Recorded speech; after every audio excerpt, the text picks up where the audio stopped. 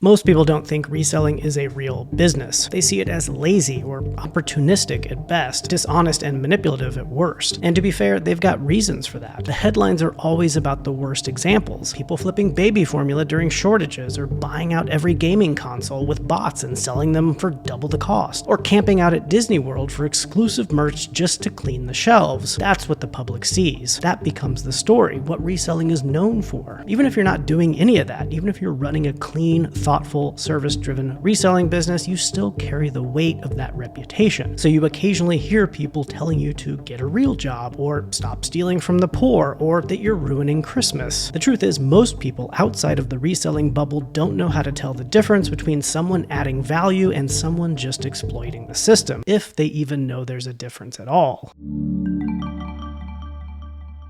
As resellers, we know there's a wide range of behaviors that all fall under the reselling umbrella, whether they're honest, exploitative, or somewhere in between. But we rarely talk about where that line between good and bad actually is. So let's do that. At one end of the spectrum, you've got what I call the extractors, because that's exactly what they are. They extract value from a system without putting anything back in. They make no improvements. They have no accountability. They provide no service beyond to themselves. They take advantage of limited supply, panic, or ignorance, and then get out and move on to the next hustle. They don't care who's on the other end of the transaction. They care about being first and fast and maximizing margins regardless of impact. You see it during a crisis, like when people cleared out shelves of masks during COVID. You saw it with baby formula, with resellers buying it out during shortages, leaving nothing behind for the people who really need it. And you see it after natural disasters, scavenging generators or bottled water from local stores and flipping them for a profit while the community goes without. They're not trying to build a legitimate business. They're trying to exploit inefficiency before anyone notices. That's not reselling, that's extracting. And unfortunately, it's the extractors who end up defining the reputation for all of us. On the other end of the spectrum, you've got what I call curators. They're not flipping essentials during shortages. They're not capitalizing on a crisis or blocking access to what people urgently need. They're operating in slower markets like garage sales and auctions and thrift stores and estate sales, places where demand is limited and value is buried. They move through these spaces with intention, not to clear them out, but to pull overlooked inventory into the light and connect it to buyers who actually want it, but don't have the time or interest in the hunt. That's the job. Because yes, someone could spend their weekend combing through garage sales looking for the perfect jean jacket, but most people don't want to spend their time doing that, and they're happy to pay someone else like you to do it for them. Just like most people don't want to grow their own food. They'd rather go to the grocery store and pay a premium to someone else who already has done the work. Curators do the same thing. They turn fragmented local inventory into accessible, searchable products on worldwide marketplaces, and buyers pay for that convenience, just like they do at the grocery store. That's the service you provide here as a reseller, not just the item you send to your buyer, but the time and the judgment and the trust you put into it. You're not just moving products, you're providing access to them, and that access doesn't come from nowhere. Someone has to dig and vet and photograph and price and describe and ship and stand behind the item they sell. That's labor. You're filtering the noise, saving someone time and effort and reducing risk. That's what people are paying for. They're not just buying a jacket, they're buying confidence that it fits,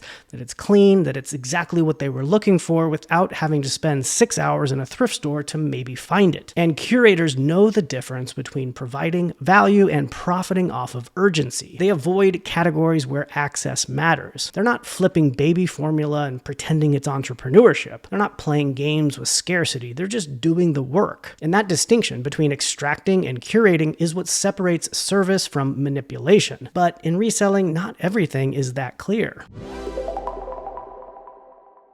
So we all know that there are some reselling behaviors that are clearly over the line. There's nothing gray about reselling baby formula during a shortage or flipping personal protective equipment during a crisis. It's unethical extraction, plain and simple. But what about using bots to buy sneakers, or flipping concert tickets, or reselling limited edition merch before fans ever got a shot? Even some of us curators look at these types of resellers with the same level of disdain as we do the evil extractors. But no one's being lied to. No one's breaking the law. They're just getting there first and reselling access to people who didn't. Plenty of resellers who operate in this space have their arguments down. They might say, the market doesn't care about ethics, it cares about access. If people are willing to pay, then what's the problem? Or they might say, this is real work, tracking drops, running bots, managing chargebacks, fulfilling orders. There's risk, there's time. It's a business like any other. Or they might say everyone's extracting from something. Flipping sneakers isn't all that different from flipping vintage t-shirts. If both buyers are happy, who's to say one's worse than the other? Or they might say that brands are the ones who create the scarcity. If Nike or Ticketmaster wanted to stop this, they could. So maybe the real problem here isn't the reseller, it's the system, and that's the hard truth. Sometimes scarcity created by reselling isn't a flaw in the system, it is the system. Because hype sells. A sneaker drop that sells out in 90 seconds gets way more press than one that sits for a week. A concert tour with impossible tickets becomes way more valuable just by being out of reach. Brands know that, and so do artists. And they are often happy to let the resale economy do their marketing for them. The demand, the drama, the resale markup, it tells the same story, that this must be worth something. So maybe those gray area arguments hold up. Maybe they don't. But they complicate the conversation, and that's the point. This isn't about drawing the line to protect a personal business model. It's about recognizing the difference between profiting from convenience and profiting from artificial scarcity. Curators help buyers access things they wouldn't have found on their own. Gray area resellers help buyers access things they couldn't get fast enough. There's no harm in reselling concert tickets or sneakers. No one's going without a necessity, but the tension comes from the fact that you're not offering something new. You're just taking someone else's shot at it and reselling that moment for a profit. Maybe that's just business, but to most people, it looks like you took something they wanted and made them pay you to get it back. Some will see that as smart, others will see it as theft. It's not clean, but it's not criminal either. It lives in this gray area somewhere between service and self-interest. And while that debate plays out, there's a harder question waiting for the rest of us. What blind spots are we still carrying, even on the quote good side of reselling?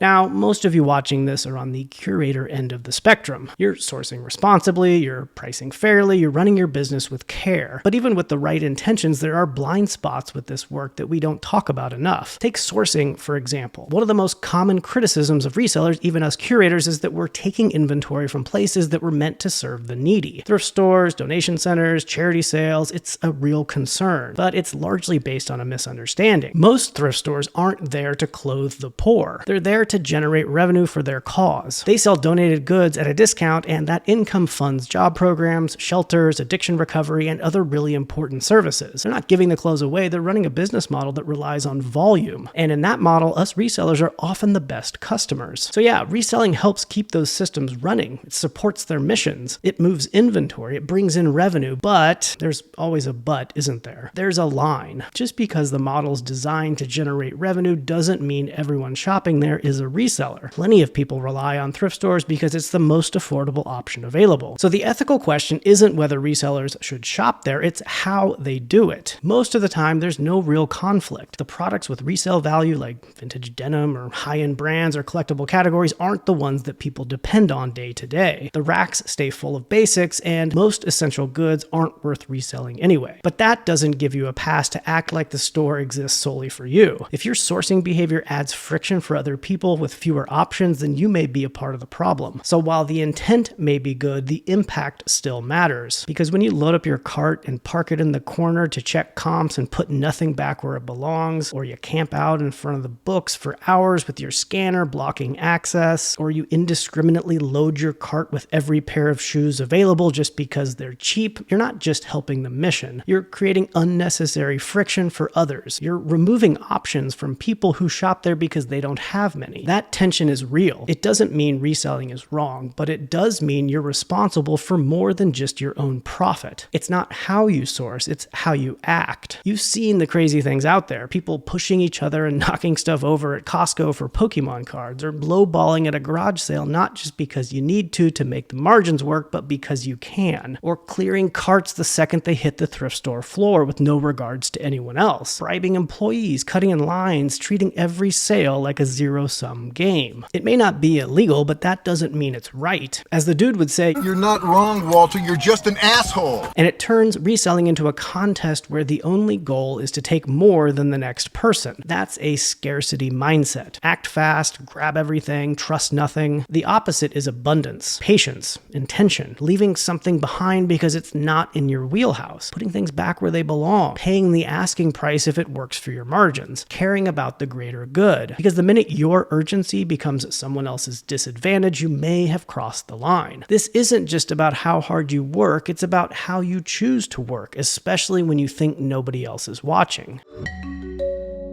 So maybe good reselling isn't really about reselling at all. Maybe it's just about being a good human, one that thinks about impact, not just income. Because there's nothing unethical about the model of reselling itself. Buying low and selling high is how commerce has always worked. Since the beginning of commerce, people have been buying low in one market and selling high in another. That's literally the definition of commerce. What matters, of course, is how you do it. You know you're doing it right if your business model adds clarity, not confusion. If your buyer walks away with something they wanted without being rushed or tricked or manipulated into buying it. If you leave the sourcing environment better or at least no worse than how you found it. If you respect everyone involved along the way. Good reselling means understanding what not to buy sometimes, what not to compete for, what's better left for someone else. Good reselling means pricing for value, not just margin. It means remembering that the person on the other side of the transaction isn't just a sale, it's the reason your business exists in the first place. It means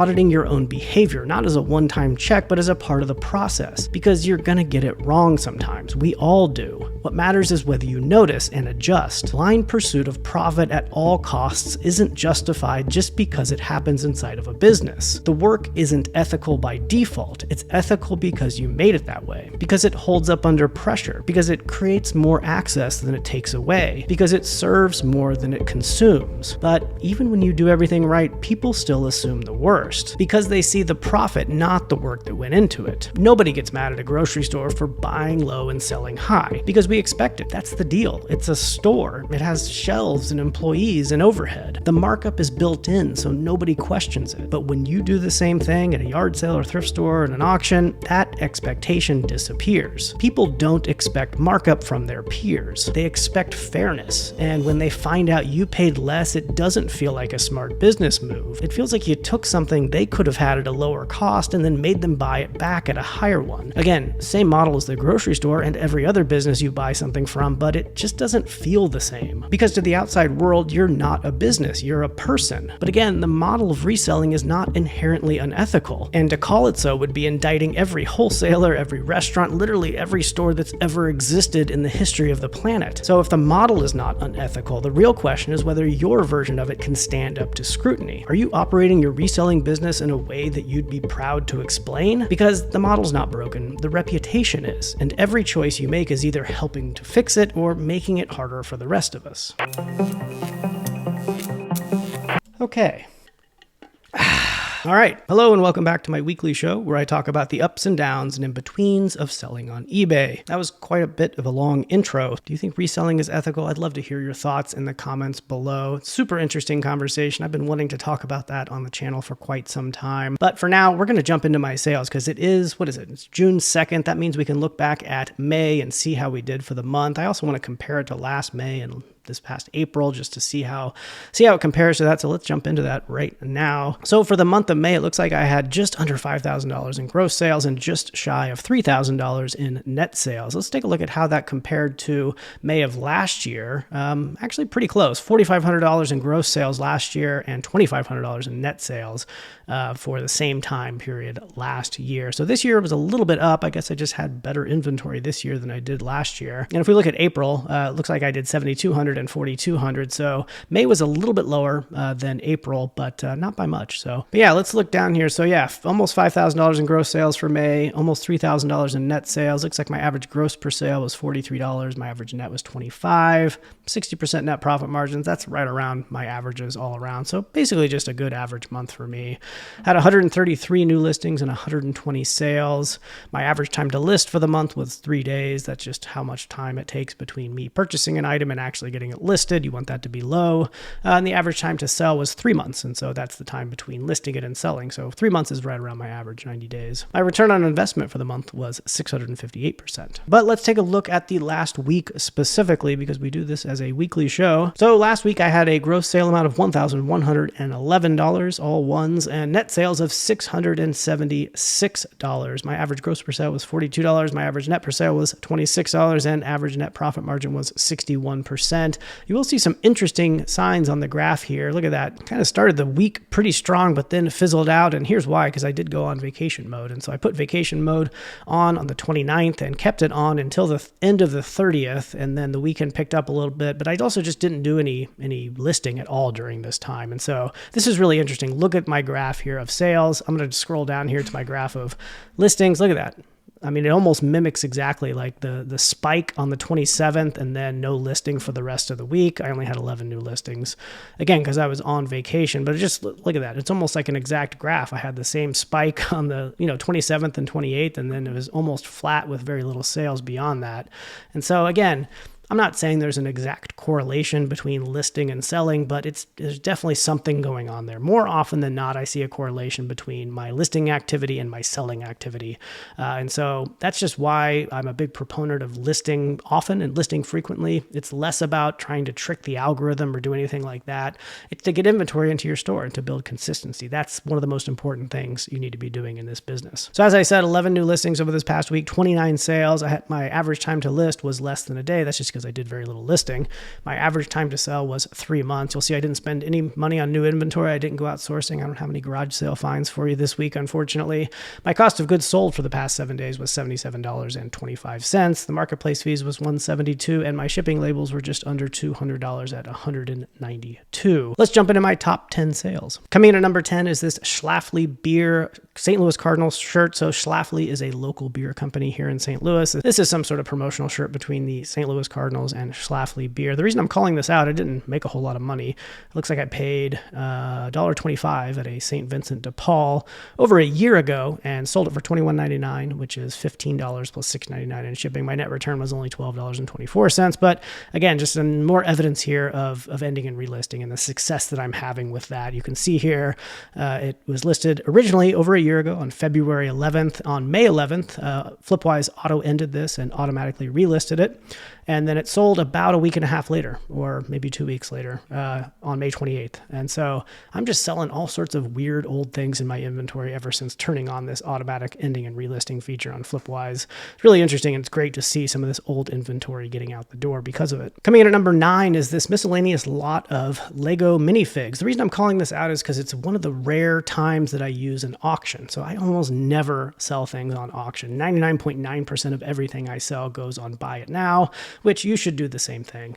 The only time you want to use an auction, and I'll use this as the example since I did use an auction, is when, the demand is high. And so Lego minifigs, the demand is very high. Lots of buyers out there who want it. Typically, you also want to have low supply. In this case, there's also a lot of competition. There's a lot of Lego minifigs out there, but I decided to do the auction anyway. And most importantly, it has an unknown market value. And so the reason I consider this an unknown market value is I could have gone through and comped every single one of these miscellaneous minifigs and come up with an independent price for each and added them all up to have a Buy It Now price. But it's just not, I don't want to spend my time doing that, for one. And also, it's just not that clean. Some of these you can see are just mixed. Like this guy has a blue head. Like I'm never really going to be able to find an exact comp for that and be able to determine an exact value. And so by putting this up on auction, it's allowing the market to determine the value.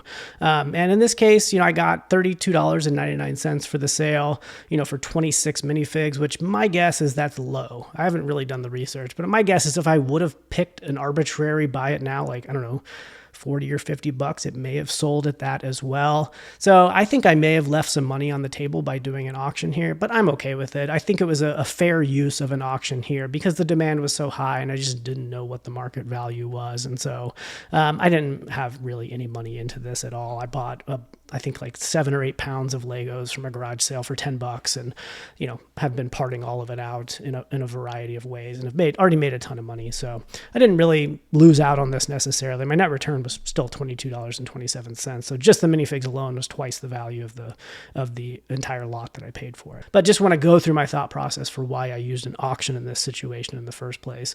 Also, like I had more minifigs than this. What I ended up doing was going through the minifigs and picking out ones that I thought looked more valuable. Then I would would use Google Lens, or sometimes I use eBay's search by image, just to check the value of independent minifigs that may be worth more money. And so there were like a handful that were worth $20 and $30. In fact, I sold another one this week for $30. So I pulled all the ones that were worth over a certain amount, and then everything else I had left that was worth a lower amount, I just lotted up and auctioned off like this. And in fact, number 8 on the list here is one of these minifigs that I pulled out and sold separately. This one went for $36.98. The net return was $26.70. So again, you want to pull all the valuable, if you have a lot of things like this, whether they're minifigs or really anything, you want to basically kind of set a threshold. And I usually set a threshold of about $15 or $20. Anything that's individually worth more than that, I will set aside to sell separately. And anything that's not, worth over that threshold, I'll lot together to sell as a lot. That's just the way I handle these types of situations, but I think it works out pretty well because again, I got $36.98 off of this one. I got, almost $36 off of the lot of 26 of them. And so it's just, I think it's the best way to maximize value out of a lot of things like this. Coming in at number 7 is these Ariat women's boots. Ariat's a great brand to look out for, very popular brand these days, and it resells very quickly and for pretty good prices. What did I do? I picked it up about a month ago at a garage sale for $5. These sold in about a month for $59.98. That's $49.99 plus $9.99 in shipping. The net return was $36.47. Again, this is another evidence of a relist. It was just listed on April 26th, but didn't sell for an entire month, and then it was automatically ended and relisted by Flipwise on May 26th, and then it sold 2 days later. So whether that was because of that end and relist, I'm not really sure. But again, it's a good way to get items that are in highly saturated categories back in front of viewers in search, because eBay tends to favor new listings over older listings. And so Ariat boots like this, very saturated, had a decent sell-through rate, but just tons of competition. And that's a great scenario to end and relist, is because of all that competition. Because if your item sits for a significant amount of time without selling, it tends to get buried. And ending and relisting kind of bumps it back up into visibility. All right, coming in at number 6 is this vintage West Bend Stir Crazy popcorn popper. You guys remember this. I bought it at a garage sale about 3 weeks ago, maybe 16 days ago, it looks like. I did pay $5, and I was debating whether I should part this thing out or sell it as a whole. And parting it out, I may have actually made more money, but this thing was in really good condition. It worked, and the value of it, as a unit was pretty high. And so I was like, well, I'll just sell this as a full working unit. It sold for $69.98. That's $59.99 plus $9.99 in shipping. Again, I paid $5, and my net return was $39.31. So I think, when you get something like this, you may want to check both what it sells for as parts and what it sells for as a total unit. Because as for parts, that lid would have gone for about 20. This dome would have gone for about 40. The bottom piece would have gone for about 30 or 40 as well. And probably the cord separately for about 10 or 15. And so technically it may have been worth more money sold separately, but it's also more work. And so it was just easier for me to list this as a whole unit, and the sell-through rate was good and the value was good. So that's why I made that decision. Coming in at number 5, this is a Twister from the 90s, that movie promo shirt. This was not a vintage piece. This was a reproduction basically. And so I listed it as such in the listing, but it still sold for, what did it sell for? $56.99, a net return of $40.23. Purchase price only $4 at a Salvation Army. And so at the same Salvation Army, I got a bunch of shirts like this that were reproductions of vintage shirts, and even reproductions can do well. Yeah, this one sold for a pretty decent amount of money. I was pretty surprised and happy that it went out the door for $57 basically. All right, coming in at number 4, some Lululemon men's shorts. You remember this? I got this at a garage sale just a couple weeks ago, probably 3 weeks ago. I ended up lotting these together because they were all the same size. They did have a different sized inseam, and so you can see I called that out. Two different inseams, but the same waist size. They sold for, what is that? $66.98. That's $59.99 plus $6.99 in shipping. I paid $2 each at a garage sale, so $6 total. Took 21 days to sell, and my net return was $40.48. So this was just a pretty good pickup. Lululemon can be kind of hard to identify because they often have very small logos and sometimes no tags, or the tags don't say Lululemon on it. But I was able to find 3 of these at the same garage sale. So some guy just got rid of his Lululemon shorts and selling them for $2 a piece, which is a very good price for that. So pretty happy with this pickup, and it didn't take a whole lot of time to sell. Again, this is a very saturated category, so I was sort of expecting it to take a little while to sell, but Three weeks is not bad at all. Coming in at number 3, some Ray-Ban Clubmaster. I'm calling these out because this is one that got returned. I've been selling a lot of sunglasses lately, and sunglasses I've found kind of just have a higher rate of returns. I do offer free returns, and so people can just return it if they don't fit or they don't like it or whatever reason. I will accept a return for for any reason at all. And so I have seen just sunglasses tend to be something that gets returned more often than other things. I think because people want to try them on. They don't really know how they're going to look until they put them on. And so they buy them, they get them, and they try them on and don't like them and return them. And so these did get returned. So if you come down here, you'll see they originally sold for $66.98 and then got a return opened up. I got them back and I relisted them and they sold again for $66.98. And again, this is just, I like to bring up returns quite often when I get a return and resell it, just to remind you that returns aren't that big of a deal, and then the value that they bring you and your store is pretty immense. The eBay tends to rank listings higher that offer returns. They know that buyers want to buy things that offer returns, and you just don't end up losing money on them. This is offering free returns. You can see that I have a return shipping label purchased right there that I covered the cost for.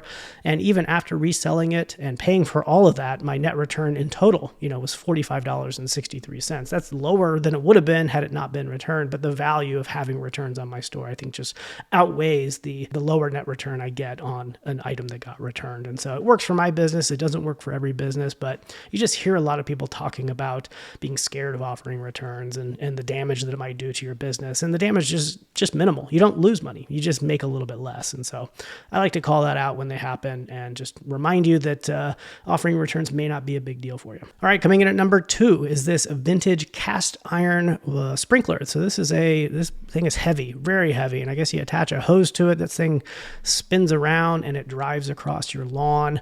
I did buy it recently, so it only took 3 days to sell. So this was my last garage sale find over not this past weekend, but the weekend before, because I was out of town this past weekend and didn't do any garage sales. But it sold for $99.99, free shipping. The cost to ship wasn't too bad, $23.92. The net return was $57.24.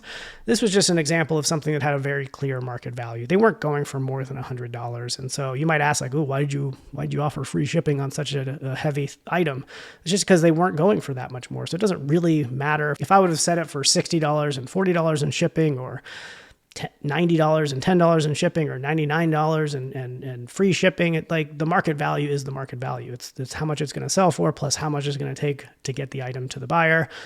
The market value of these things was just very clear, a maximum of $100. And I thought it was more attractive to say $99 free shipping than it would to say the actual, which would have been like, $70 and $20 in shipping.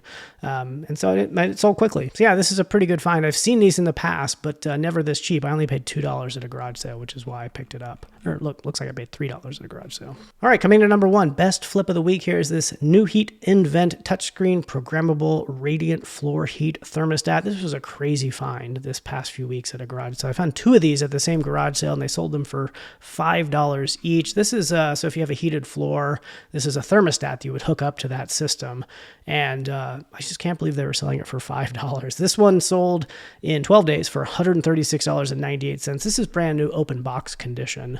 That's $129.99 plus $6.99 in shipping. The net return on this one was $100.11. And so as soon as I sell the other one, it's going to have a net return of around $100 as well. That's a $200 net return on this find.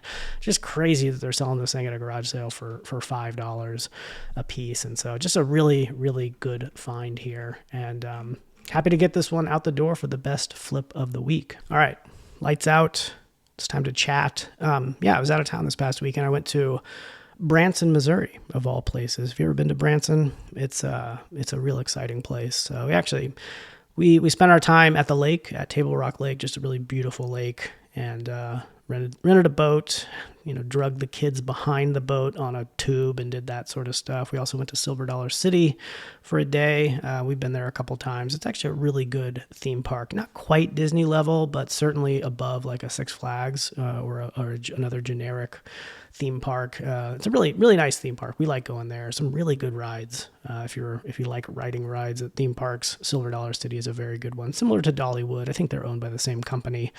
But yeah, we had a good time in Branson. Didn't really spend too much time in Branson proper, but spent a lot of time at the lake and a lot of time at Silver Dollar City. But I am really curious to hear y'all's thoughts on this sort of ethical reselling debate. I had a lot of fun putting this topic together. It's been something that's been on my mind for a long time. You just hear a lot of trash being talked about reselling, and I just don't think a lot of people really think about it, think about what's behind reselling and sort of the variations in there. There's clearly some very bad behavior happening within reselling, but by and large, people doing it are all good people. And so curious to hear your thoughts on my argument. Do you think my argument held weight? Do you have, you want to poke some holes in my argument? I'd love to hear it. So let me know in the comments below. All right, we'll see you next week.